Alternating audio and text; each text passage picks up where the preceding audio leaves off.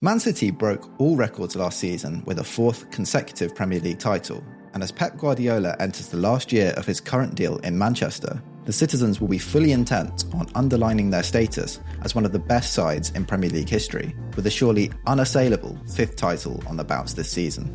They've started in the kind of roaring form they'll need to sustain to do just that, with 2 wins over Chelsea and Ipswich in their first 2 fixtures.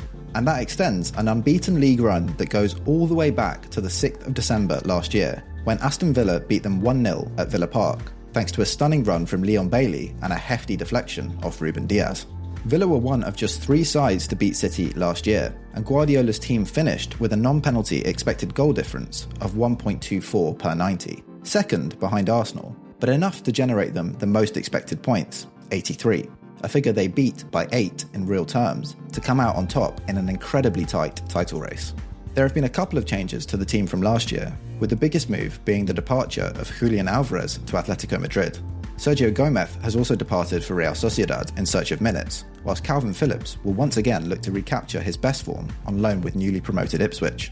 La Araña will be a big loss, but this will be assuaged by the return of hero of many previous seasons, Ilkay Gundogan.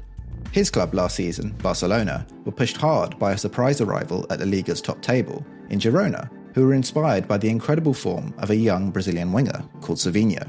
A quick set of multi-club enabled manoeuvres later, and he'll be turning out on the wings in Manchester this season. It's almost impossible to predict Pep's lineups, so we won't even attempt to suggest which 4 it'll be out of Foden, Doku, Grealish, Savinho, De Bruyne, Silva and Gundogan. Rodri could make his return to the lineup, whilst Foden could also recover from a bout of illness. But one player sure not to be involved is young Norwegian forward. No, not that one.